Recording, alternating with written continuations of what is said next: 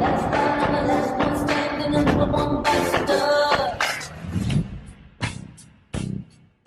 Another one bites the dust.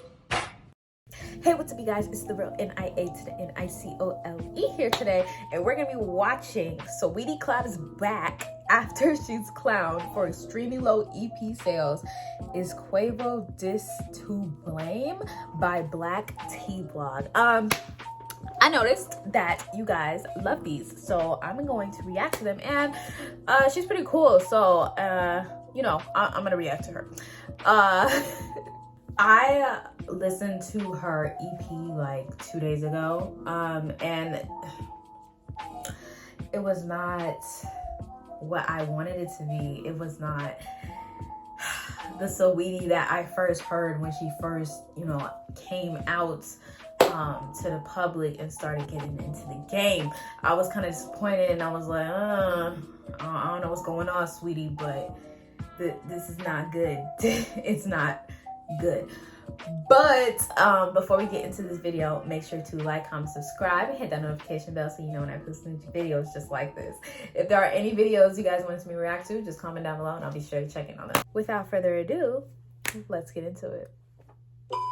Hey you guys, and welcome back to my channel. Happy after Thanksgiving. I hope everybody is eating them a new plate of low vibrational food. And you guys know I have a topic that I really want to discuss. And that topic is none other than the rapper Saweetie getting dragged by men online because unfortunately her album, scratch that, her EP sold under 2,000 copies first week. So Saweetie released her mixtape or EP called The Single Life, and it is being reported that she could sell only 2K copies. And then on top of that, and this is where we saw a bunch of men have loud opinions about Saweetie selling only 2,000 copies. The name for the EP was mid. I was like, quiet when DaBaby only sold 5K copies his first week. So let's start off with the rapper and producer Sunny Digital. Now this rapper producer Sunny has worked with people like Drake and others in the industry. I don't know anything notable to his name. He's had a couple top 10s, but nothing to where he would have any right to judge someone or to even go as far as saying that because Saweetie has so many followers on Instagram that her sales should be better. Interesting, right? So he started with this. He said 13 million followers, hundreds of thousands of likes on all her pictures, but her album's to less than 2,000 copies? That's crazy. The math ain't adding up. If I had millions of followers and my album sold 2K, I probably would just delete all my social media because y'all is lying to me. Now this is where I have to defend because it wasn't First of all, good. Sunny Digital, I think you're there was only like maybe about,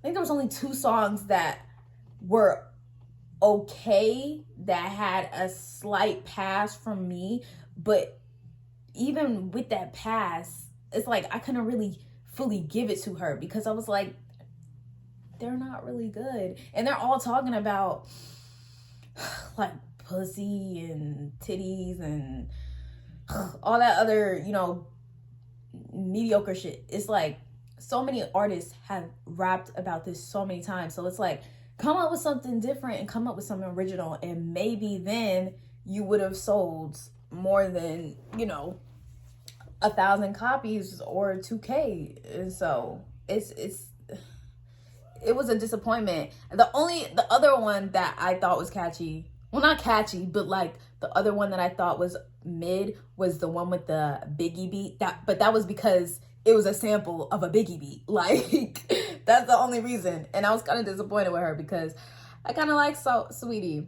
And yeah, this was a disaster. Single was in 2019, and you haven't put out music since then. On top of that, what does this have to do with her social media followers and music? Saweetie is a brand. It's not just about her music. Saweetie uses social media for a plethora of brands. So social media following does not dictate who listens to your music or not. I mean, we saw that with Cardi B. So I'm not sure what he's even talking about. I mean, true. Now, also, I mean, true, but like, if you got so many so-called supporters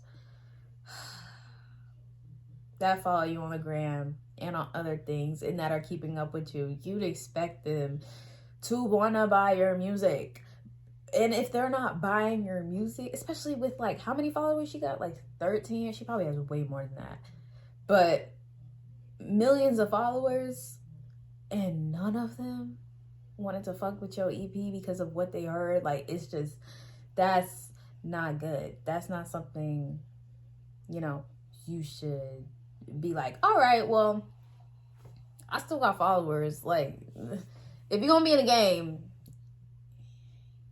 you guys know the singer Tank did jump into the comments to defend Saweetie, and I thought he made a very good point. Now, Tank said this: your following has nothing to do with your album sales. It has everything to do with being able to engage your audience or a new audience in a different way. Social media is about lifestyle. Lifestyle for some keeps them more relevant than music does. Music is just the cool-ish to keep the conversation going. Your lifestyle is the true value. Now, if you can somehow connect them both, then you got something. Ultimately, hit records sell music, or a great TikTok challenge. Okay, yeah. And I actually scratch that. Never mind. But at the same Tank time, got a point. We also have to be a little bit honest. Saweetie has been making mediocre music. Yeah, that was what I was about to say. But a lot of these people fell in love with Saweetie because of her lifestyle, because of her persona. It's never really been about her having a hit record. Now, to Saweetie's credit, she did establish a very good record. But that wasn't good enough. Best friend. That record stayed in top 10 for weeks. So Saweetie did understand that there was a formula that she needed to follow. But she kind of fell out of that formula, I feel, once she went through the breakup with Quavo. And all the drama on social media, you kind of saw Saweetie back up. She didn't really say anything. And I think she may have lost touch with a lot of people who connected with her before she became who she is now. But I still don't think that that gives the right for men in the industry to attack her. But they're quiet when other men don't do as well. You also have Vlad TV coming out to make a comment about Saweetie, and Saweetie decided to respond. So Vlad TV said this: if Saweetie did an interview with Vlad TV, she would easily have done 10 times her first week sales, which was 2,000 copies. We actually reached out though. One of her members said she didn't want to do an interview. Saweetie responded and she said, actually, I've been a big fan and I actually have screen recorded my favorite episodes. Here's one of them. Dates on the top. So if anyone reached out to you, Vlad, it wasn't me or my team. DJ Vlad, happy Thanksgiving. Thank you for your kind words, but actually it is your team. Your publicist at Warner Bros. Is the one who blocked the interview. The same publicist who set up your interview with Shirley Jew. This is what happens when you have bad people in your corner making decisions on your behalf. Now, he does show a text message to Shirley Jew, and the publicist says the publicist does not like Vlad TV. She told me she would never ever have any of her artists do it. I'm sorry. So there is some miscommunication there, but that happens, and I thought Saweetie responded well, but I just don't understand, again, why is it so easy for everyone to attack Saweetie's sales? It's just so weird that when DaBaby flopped, nobody said anything. Now, you guys know Young Bird. You already know why. Had a lot to say about Saweetie's low sales, and he said this. He said, Saweetie selling 2K. Not only is she a woman in the game,